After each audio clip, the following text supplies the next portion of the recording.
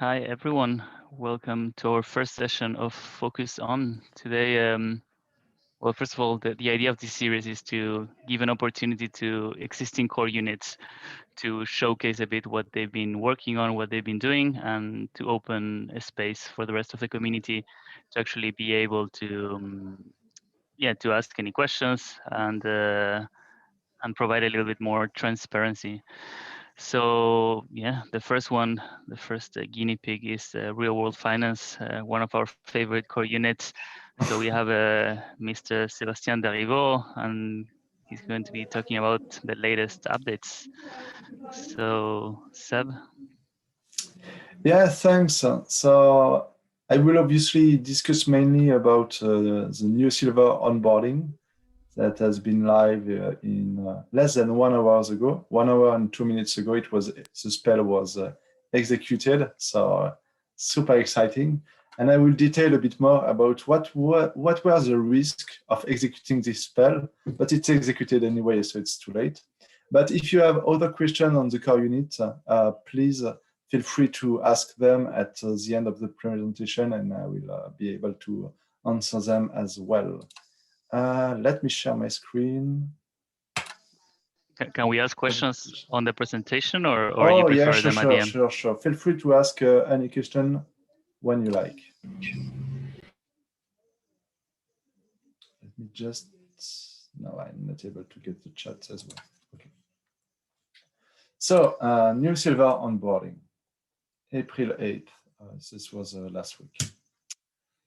So just to give you a bit of a summary of what we will discuss, we will review a bit what is a new silver, the technical side, what are the processes that will be involved in this MIP, a bit of the legal side as well, parameters, so monitoring that we do on new silver, because most of the stuff is off-chain, because last time I checked, my house is still in the real world and not on the blockchain, even if my life is on the blockchain, but my body is still on off-chain. And the worst case analysis that were on there last week to see what bad can happen. Okay, to start with, New Silver is an awesome company, obviously. They do fix and flips loans in the US. So they give money to entrepreneurs to buy and renovate houses and resell them a bit later for profit. Obviously, no one's like to buy and hold a house and have a lot of work to do. So they want something new, and at least in the US. And so those are the companies that do that. And New Silver coordinates the lending to them. They borrow wholesale and they lend retail. So they submit the MIP6 application in July 2020, so almost 9 months ago. They already have a chain pool on Centrifuge. Centrifuge being the partner that is doing the securitization of the borrowing of New Silver, and the chain pool, which is the borrowing of New Silver, is already 3 million, more than 3 million. And there was 13 underlying loans at the time, but now there is 14, I think. So the proposed debt ceiling on our side is 5 million. So if we agree to let them borrow 5 million on our MakerVault to be able to finance borrowers in the real world to renovate houses. All of these are in the US. So below you have how it's structured on the Tilnake pool. So the Tilnake pool has a side of assets, which are the loans that are used to fix and flips.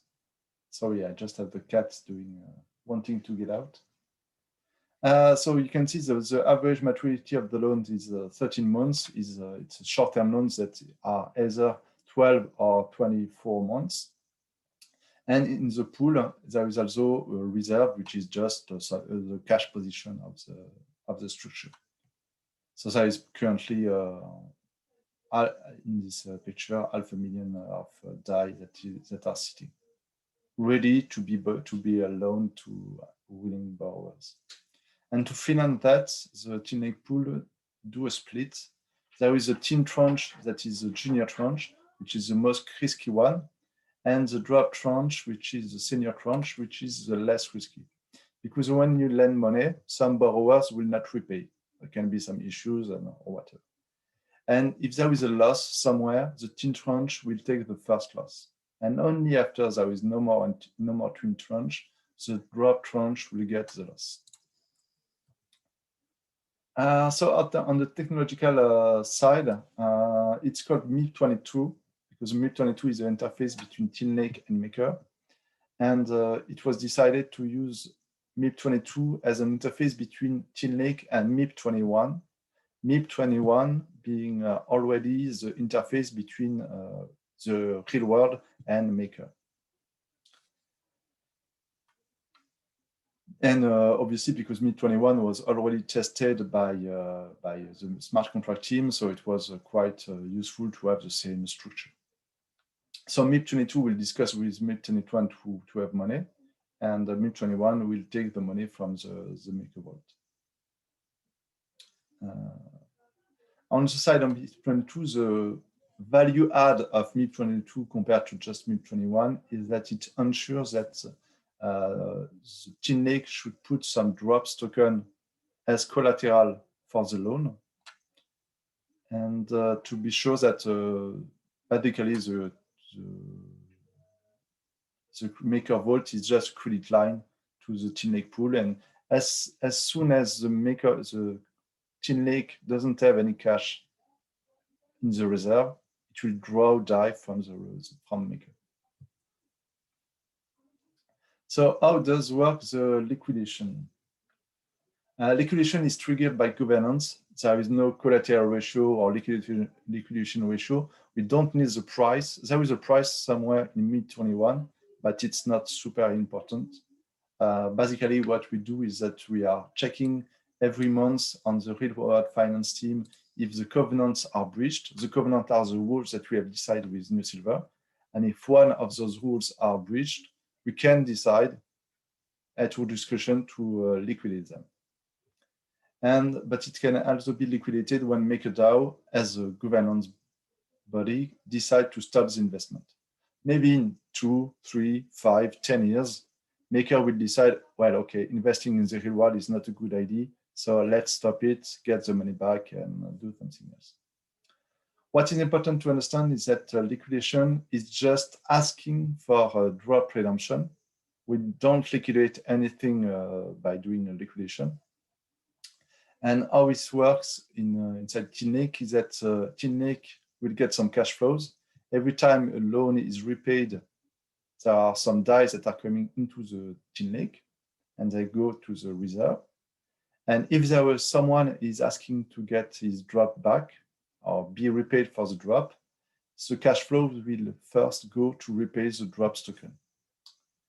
And also, as Seb, before we get into the two-step liquidation process, asking regarding the due diligence, and he asks how, I'm trying to phrase this in an easier way, but with the main question being on how much due diligence work, hours, or expenses has to be done for one of these projects, maybe using New Silver as an example since it passed. So how many hours, I guess, is, or how many resources? I don't know if there's a way of easily measuring that.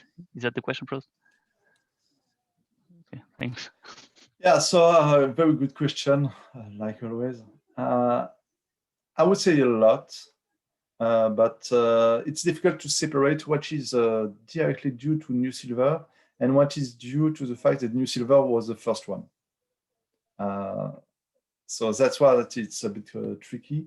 But I would say that writing the risk assessment was 40 hours, I guess, something like that. Maybe risk assessments were a bit too long because I'm not sure it was read from the beginning to the end a lot of times.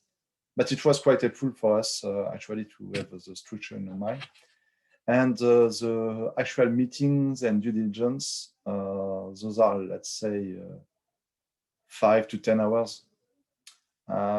More precisely, what we made just before the executive vote 2 weeks ago, was to sat with them and see that, okay, you have those borrowers, you have those 13 loans in the Tin Lake. Can you show us all the documents of those loans? So we did go through each identity card, the loan documents, the title, everything. So that obviously takes some time, but we can, sorry about that. We can shorten it when we will be more confident. Because it's always the same thing over and over. So we can really get better. So was that okay, Leighton? Yeah, Jason, if you want to jump on the mic to make your comment. No, my comment was just working on it from the other side, from Centrifuge's perspective. These first deals took a long time just because everything is new and we're figuring everything out. But like we are building templates now and figuring out how to automate stuff and how to ask for the information up front from the originator so that Maker has everything that they need and can kind of process this much faster. So I think we get much more streamlined over time. Yeah, indeed. Okay, so the average maturity of the portfolio is 30 months. We have saw that earlier. So when we ask to be paid of all the drop token we have, we can expect to be on average be paid not everything, but in the worst case, it will take 24 months, but we will get some cash payments early on. And it's a two-step liquidation. So this is important because it's a part of MIP21. It's a two-step liquidation. There is the first step, which is a soft liquidation, which is called the tail function, and just ask for the drop redemption. Doesn't do anything more. And the hard liquidation step that need to be called after the soft liquidation step, which is called the curl function. The only difference is that it will deprecate the remaining part of the DAI loans using the surplus buffer. So we will take the loss, more or less, but it doesn't change anything else. Because after liquidation, cash can come from Tin Lake. That be liquidation being the soft liquidation or the hard liquidation. The difference is that in case of the soft liquidation, it will be repaid, the debt will be repaid. So the debt exposure will be lowered inside Maker. And if we already have deprecate all the debt, the cash will go to the surplus buffer. But I have some slide for that. So liquidation, normal times. So here you have in blue the Tin Lake reserves. So Tin Lake is just like a company. It's just an on-chain representation of a physical company, let's say. And you have the cash reserves. So the Tin Lake pool currently have 500,000 DAI in cash, so in DAI. And they can use the Maker credit facility to borrow and to go like an overdraft. So they can make a loan investment. As you can see here, they have still money in the reserve, so there is no need to work with Maker to get the DAI to make the investment. But at the second investment, they don't have enough cash in the reserve to be able to finance the loan, so they will borrow a little bit on Maker using MIP22 and MIP21. If a few days after someone is investing in drop tokens using Centrifuge, obviously there will be some new DAI inside the Tin Lake pool, and Tin Lake will use those DAI to repay Maker, to decrease the interest rate. If after that they are making another loan investment, they will take another borrowing of Maker, and when those loans end, they will repay Maker with the interest. So it's a bit like a credit line, right? Yeah, it's exactly a credit line. Yeah. Okay. We don't give them 5 million the first day and interest accrue on 5 million. They take the money when they need it. Nice.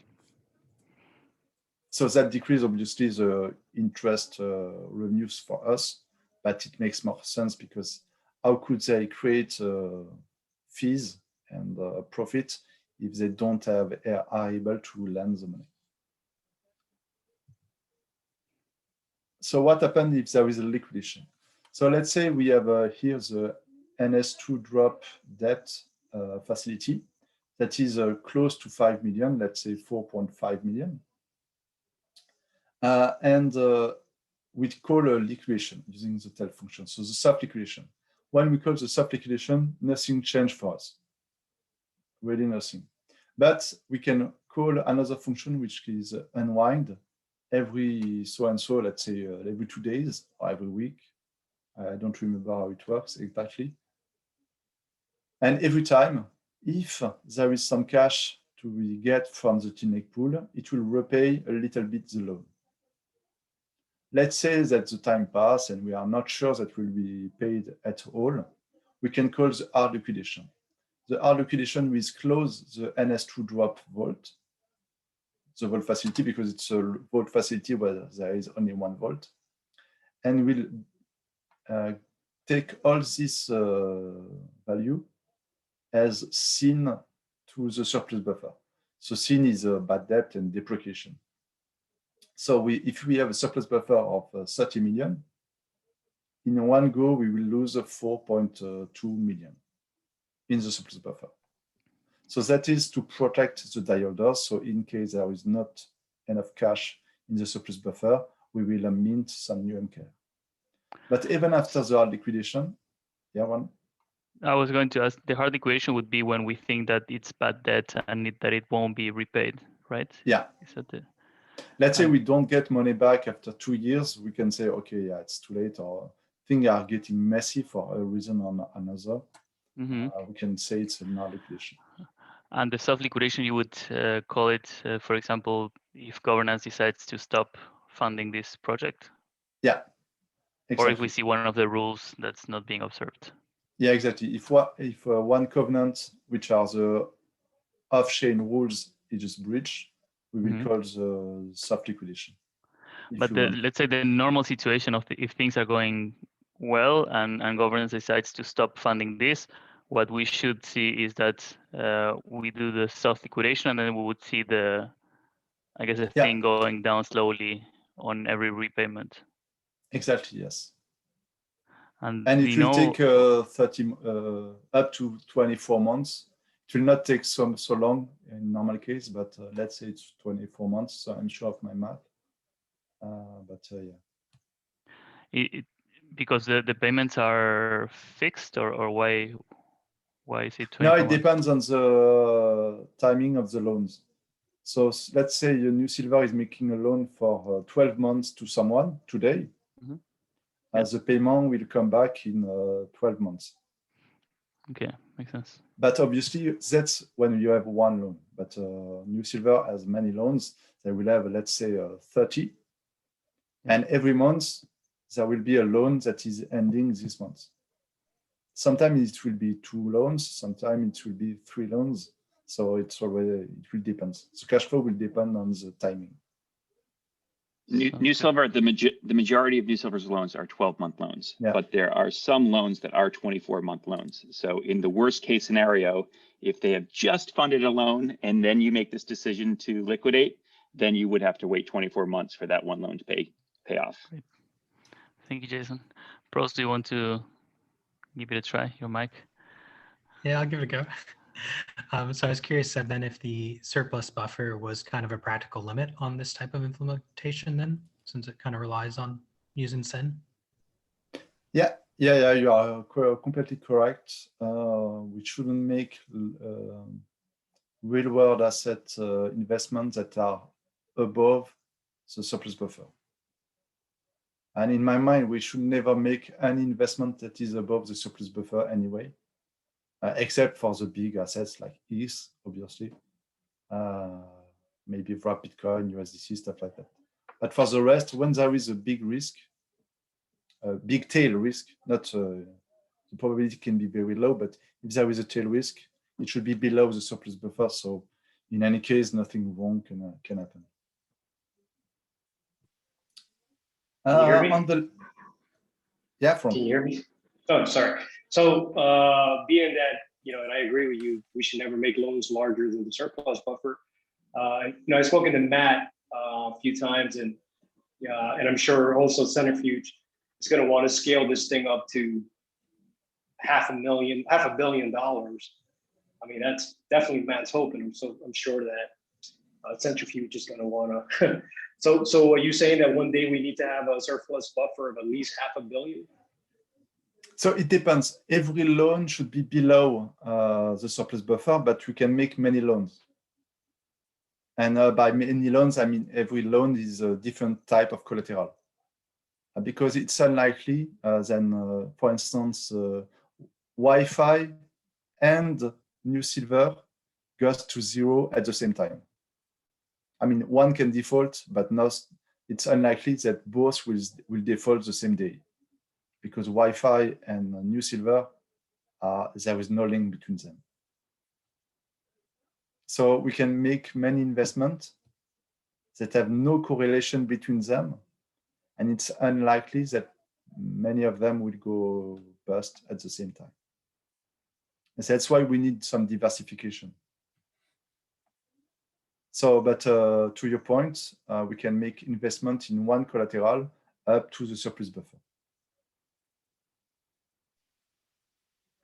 So assuming we build the next New York Yankee Stadium, which is probably going to take like, $1 billion or $2 billion. Okay, I got it. Thanks, man. I understand. Yeah, so for that, probably we will have to wait a little bit and have a bigger surplus buffer, but that would be cool. Yeah, so Will is talking about the Green Seal situation. Green Seal is kind of a New Silver. It could be a collateral for Maker as well, but I think it's bankrupt now. It was a startup that was doing trade financing that was backed by SoftBank. Backed by taking money from Credit Suisse. So Maker was kind of Credit Suisse, and Green Seal was kind of New Silver. And the issue with the Green Seal is that obviously the amount was not the same. I think they had 3 billion of loans, and 1.5 or 2 billion were to one company. That was quite shady as well. So everything has bust, and they didn't follow the rules of diversification. And so that was a big issue. And that's why we try to avoid that. We try to have a lot of real world asset investment, like New Silver. And when we invest in a company like New Silver, we want them to have many borrowers that are independent, and at best that are investing in other different geographies. Because it's unlikely that one entrepreneur in Florida renovating a house has anything in common with one entrepreneur in New York renovating a penthouse. So that's the overall idea, to follow the rules of diversification, and to be sure that no single risk is too big for Maker. There's also, I think this solution will also prevent us from having another green cell situation. In that case, with one of their finance companies, they're supposed to advance money to the against receivables and then collect in 90 days, right? That's what's supposed to happen. But what they did was they said, okay, counterparty, we know you don't have any receivables, but we will still advance you money in case there will be a future receivable. So you'll eventually have revenue. And when you have that revenue, you will have received an advance. But if you don't receive any revenue, then at the end of the month or end of the quarter, you just pay us back what we gave you with a slight discount. And they just kept doing that over and over again, basically financing nothing for years and years and making that larger and larger. We would catch that with because there'd be no cash flows in the NFTs. So I don't think that could happen using our infrastructure. So it was really fraudulent what they did.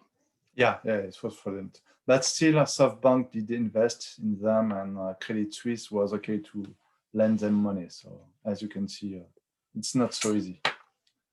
Okay, so on the legal side, there is the asset originator, which in this case is New Silver, and they don't keep the assets. They create another entity, which is called the SPV for special purpose vehicle, or sometimes SPE for special purpose entities, the same thing, which in this case is called NS Pool LLC, which is a Delaware entity. So the special purpose vehicle is separated from the asset originator. So the idea is to get bankruptcy remoteness. So if New Silver goes bust, NS Pool is not affected.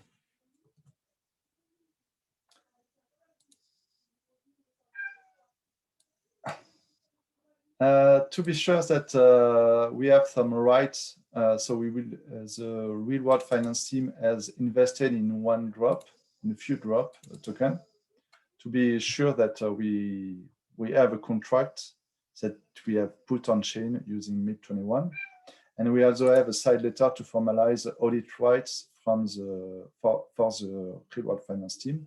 So we have access, thanks to this drop subscription, we have access to the financial statements. We can do audits on NS Pool LLC. So we can decide every month to say, okay, so in this TILNEC, there is this loan number 38. Can you show us what is behind that? And can you prove that you send the money to them and get the money back? Another thing that we will add soon is adding a Citadel SPV as an independent director. So currently, NS Pool is managed by the same people that are managing New Silver, because it makes sense because they are working together. But the idea is to add an independent director to this company. So it is not possible for NS Pool to declare bankruptcy, voluntary bankruptcy. So this increases the bankruptcy remoteness of NS Pool LLC. And another good thing for the independent director is that he will be able to more or less clean the mess if needed. Let's say New Silver disappear, the independent director will step in and appoint a backup servicer or a servicer to deal with the loans. Just give me 2 seconds to help the cat to go out. I don't know, Jason or Leah, if you guys want to. Okay, I thought it was going to be longer. Sorry about that. So for the parameters, those were in the risk assessment. 5 million for the debt ceiling, 3.5% for the stability fee. It's a bit lower than what is the stability for drop for 2 reasons. One is because we are using APY on Maker and Centrifuge is using APR. So the difference is composed interest on this part. And we are also adding another buffer on the stability, on the structure, because we don't give 1 die for 1 drop. We are giving 1 die for 1.05 drop. So we are adding a thin layer of safety as well. And for the MIP21 parameters, there are 3. Tau is the parameters that decide how long should we wait between the soft and the hard liquidation. So we have decided to put 0 in this case. So there is no delay needed between the soft and hard liquidation. In any case, the only impact is on Maker side, because we decide to put the depth of the vault to decrease the surplus buffer. And we can, in any case, it's a decision of Maker governance. So it doesn't really matter to have to wait for some time. In the case of success, there is, it's 1 year, because Matthew wants to have 1 year to deal with the soft liquidation before another liquidation. So the doc is a link to an IPFS document. So this should be my drop subscription that represents the personal drop subscription I made for the real-world finance team to enforce the MakerDAO right, especially the side letter that makes possible that the core unit has audit rights on the SPV. It's not really an investment on my side because it will take 36 years before getting back the money I paid for the gas fees. So it's not the best investment.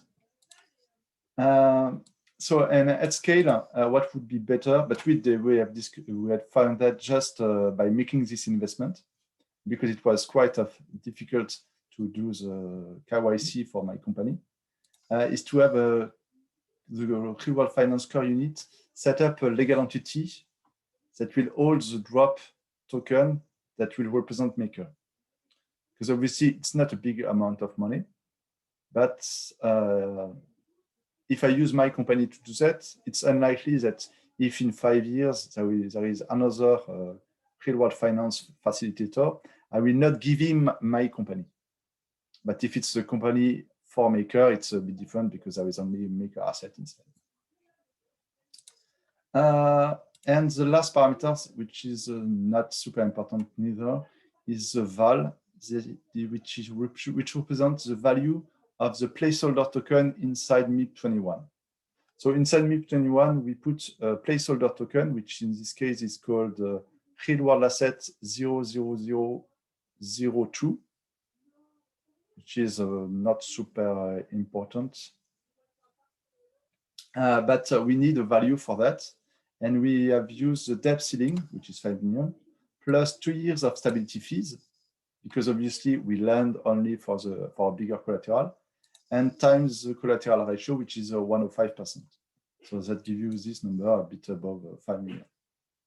So it's just an approximated value of the placeholder token in the urn. It's mainly for accounting, and it can only be used in case of emergency shutdown to track what is the collateral that we need to pay to every die holder. And yeah, it should be above the debt ceiling to allow the debt to be drawn. But it could be 10 million, it will make almost no difference.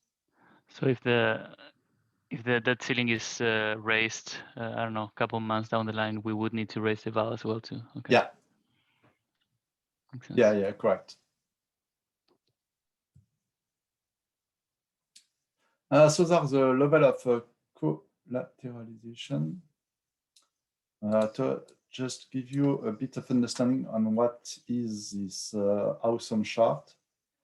So this chart on the right is the real world, and on the left it's Maker Vault. So here you have in orange, you have some slices which represents the collateral, which is the properties in the real world. So there are, in this case, 5 properties for New Silver, for instance. Those properties are financed by a part of equity. So when you buy a company, you put your own money to buy the company, and you use what we call you can borrow some money to the SPV, to an S pool. So this is in light gray.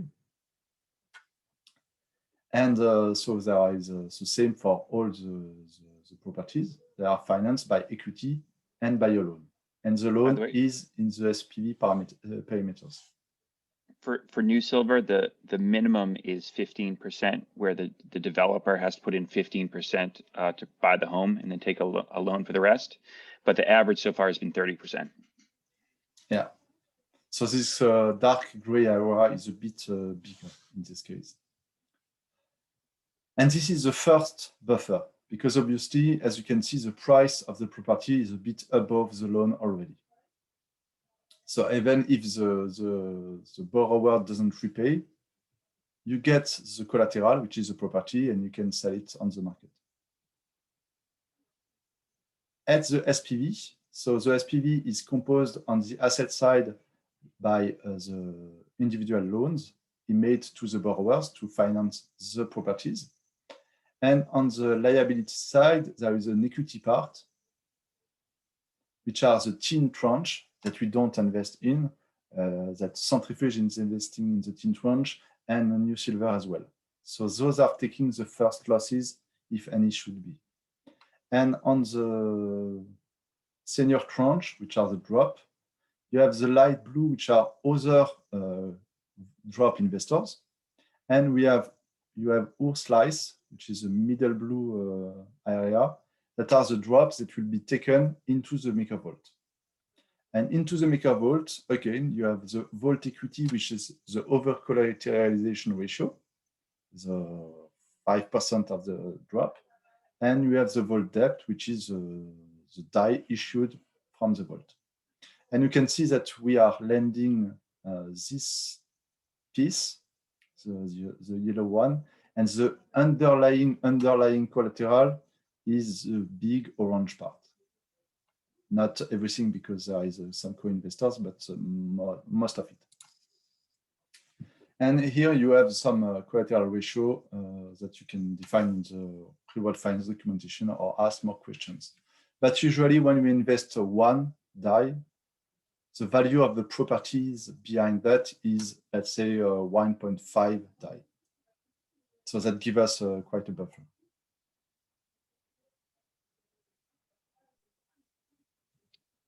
So from the yellow to the gray area, it's at least 113%. That's the minimum. It will not go, it cannot go this low using TNEC anyway, but still in case of. And after that, you need to add the equity part of the borrower, which is, as we said, at least 15%, but currently on average 30%. So you multiply both and you get the ratio, which is almost 1.5. Jason, did you want to add something, or? Yeah, I was just going to say, if you look at the when it's all said and done, the yellow, the Maker Vault part yellow, the Maker debt as a ratio of the orange, the total value of the asset, is about 54%. And if you flop that around from an over collateralization rate, it's 185% of the underlying asset. Yeah, IMEO, yeah, it can vary a little bit depending on the case. If there is a crash on the market, the ratio will change. But yeah, currently it's quite low.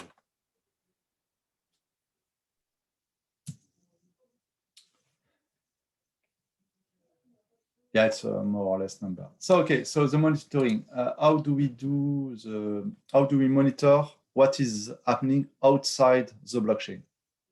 So we have created a dashboard that takes in account most of the input parameters you see on the right that are taken from TNEC.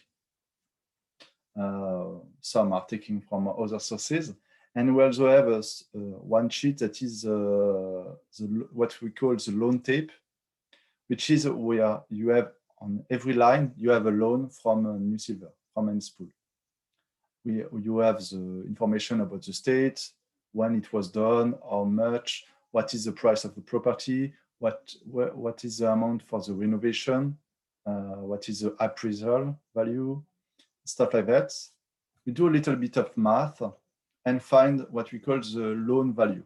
So you can see that there is a loan value for Centrifuge, and there is a loan value for Maker. They are almost the same. The small difference here is due to the fact that DAI is not exactly $1 all the time, so there is some bit of discrepancies, but it's not significant in this case. And we are putting those numbers to find the different ratios. So you can see that currently those ratios doesn't work because there is no loan from Maker anyway, so it doesn't work. But the SPV collateral ratio is 134% when the minimum, the target should be above 108%. So it's well collateralized. And the rest is almost the same. So we have done the financial due diligence on the asset originator and on Centrifuge. Come to be at least 6 months now because it took a little bit of time to go on chain. And the new silver team investment, we are controlling that are always invested.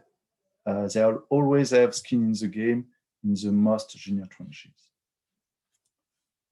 And the only thing that should be noticed is that currently there is a quite a high exposure in Florida because there is a lot of opportunities there.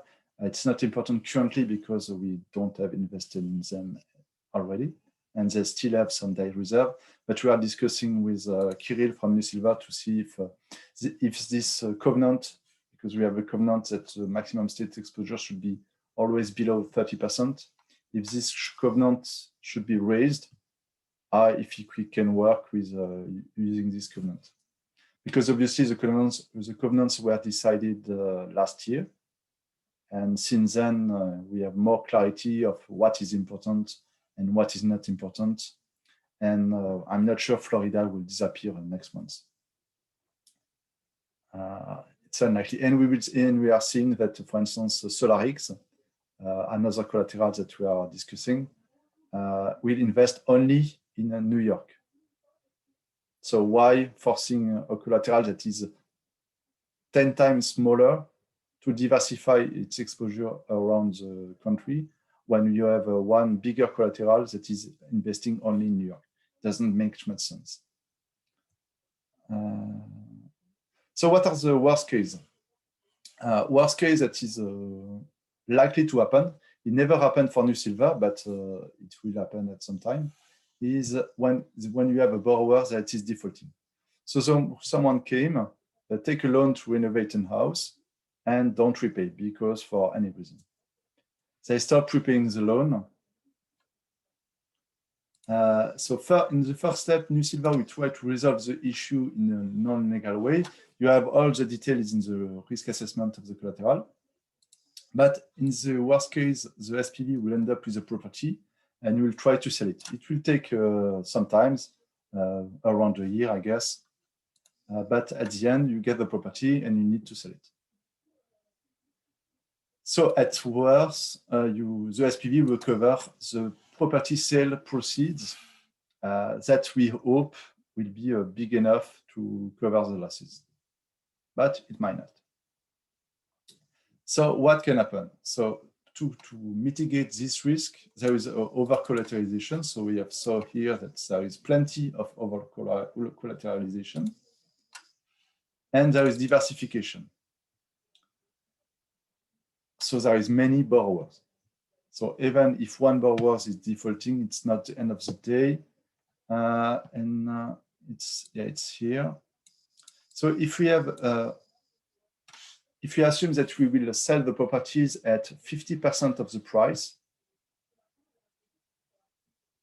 of the property or the loan, I think it was a loan, we can have 30% of the portfolio to default and not repay the loan.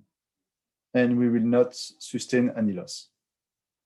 So that's the power of over-collateralization, is that even if someone is not repaying, or at least 1/3 of the portfolio is not repaying, it's not a big deal. At least for us, it's a bigger deal for the tin holders. And that's excluding the 105% drop collateralization ratios that we have for Maker, that give another level of buffer. So those kind of defaults that will happen are not super impacting for MakerDAO. It's not the end of the day, it will happen and that's life. And we will not see the difference. Another case that is most a badder case, what can happen if the asset originator is fraudulent? In this case, we might lose everything. It's kind of the Madoff case. I didn't invest in Madoff, but maybe some people did. And maybe it's too old for people to remember, but it was a big fraud of many billion. And Madoff died last week in prison, where he was sentenced to 150 years of prison. So that's That's the edge case. That's why it's unlikely the case, because obviously you end up in jail, and I'm quite sure the people from New Silver don't want to end up in jail. But still, we are mitigating this scenario by making a due diligence by the real world finance core unit. So we have inspected that all the legal pieces are there. So as I said earlier, so all the identification paper, all the documentation were there. So I'm not sure someone wants to make a fraud so small, only 5 million, and making so much work to make all those pieces. So that's unlikely. That's how we mitigate this scenario. And yeah, that's about it. Seb, also I think the independent director will help there as well, right? Because they'll be, if New Silver originates a home in Canada, for instance, the independent director will say, wait a minute, that doesn't fit the agreement, right?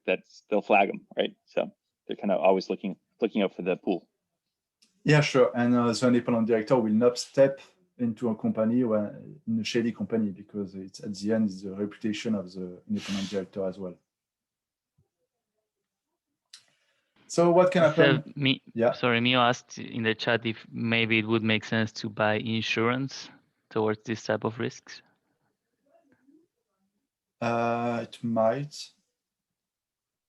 I don't know where to buy it. I'm not sure it can be insured as. I mean, I have no idea, but I guess it must be a common problem, right? To insurance yourself against fraud of third parties, or, you know, I have no idea. That's not my field, but I assume in the United States it must be some kind of, there must be a framework for this. Yeah, my issue is the cost, because obviously you can ensure that, and Will is saying that there is always a credit default swap. It's not really for that, but can work as well. But those are small companies. Those are small amounts. I mean, let's be honest, 5 million is not a big amount in structured finance. And the reason we are doing it is because no one else will spend so much time to make a 5 million investment. Goldman Sachs will not be interested. And yeah, as we scale to our bigger deal, we will add more protection, and we will be able to spend more on protections. But at some point, if you spend 100% of the interest you will generate on protection, it's not very interesting, because you not earn anything at the end. So let me go through the real estate crisis like 2007 and 2008, and what information we can draw for that. So as you know, 2007, some borrowers will go bankrupt. A lot did, and the property prices fall, because if you have a lot of people that are forced to sell their properties, the price of the properties will fall. Just like Doge will fall when there will be some selling pressure. To mitigate this scenario, we are investing only in the senior tranche of the securitization. And I did analyze the difference between the subprime, the subprime crisis, because obviously, as you know, the real estate mortgage-backed securities were the big driver of the subprime crisis. So I just looked what were the losses on those products that created such a mess. And as in the case of Teenage, those are structured with a senior tranche, which is called AAA, and some junior tranches. In your case, let's say everything is a teen, because there are only 2 tranches in Teenage. And as you can see, for the subprime structure, the subprime teen lake, the teen tranche was 80%, and currently we are at 85 in this case. So we are more protected than the AAA tranche in the subprime crisis. And the loss, interesting, I didn't put the loss. The loss on the AAA tranche of the subprime product was less than 1% on average. So those people have not lost much. It was a big loss because it was AAA, and when you invest in AAA, you shouldn't be losing anything. But it was not a big, super big loss. And on the Alt A, more secure loans, where the drop tranche was 92%, the loss was 2%. So it was not the end of the day for them. Obviously, because there was a recovery after the crash, obviously for many reasons, but in the end, it wasn't so bad. They didn't lose everything. But obviously, the people that were invested in the BB or BBB tranche, those lost a lot, and almost everything in most cases. And that's the end of the presentation. My experience. Yeah. I was just going to say, my experience having been a real estate investor running a real estate lending fund at this time, we saw kind of anecdotally, we saw residential real estate prices fall about 20%, and in the worst markets, 40%. They rebounded pretty quickly, but like the worst case scenario we were seeing was 40%, and that was really bad. But even in the case of this structure with Maker right now, I think the loan to value ratio is 55%. So the coverage is 45%. So even in the worst case scenario, we would still be fully covered, as far as I can tell. Of course, it could be worse than 2008. Who knows? But it's the worst I've seen in my lifetime. And that bounced back fast. But again, we had the government come in and throw a lot of money at it, which made it bounce back fast. Who knows if yes, they don't do that anymore. Well, they do. The printing presses are running, so.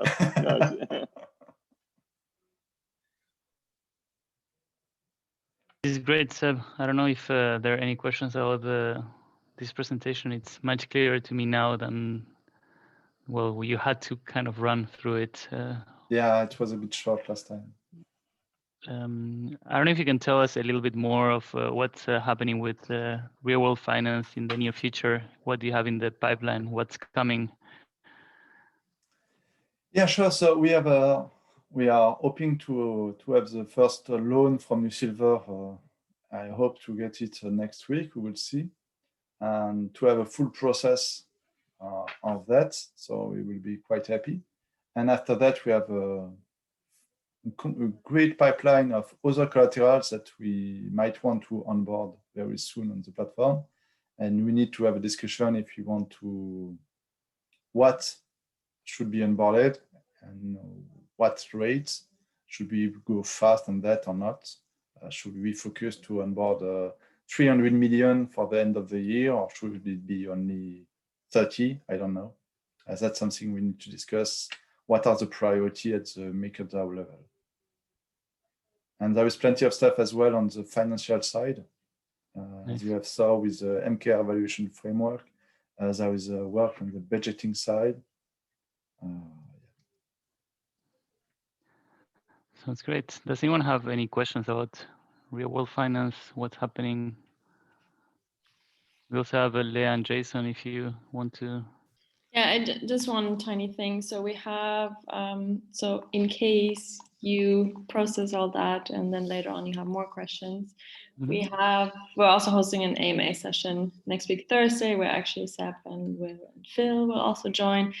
It might be a little bit more like, it will maybe touch a little bit more also on a few centrifuge, like more technical stuff potentially. So in case you're also interested in like how it all works, maybe I'll just drop the link in here and then also on the forum. Would be nice to see if you please do. Seb, where can people find you and reach out? Yeah, sure. So you can find me on MakerDAO forum, the Rocket chat, and Twitter, and it's always Seb Ventures. That's great.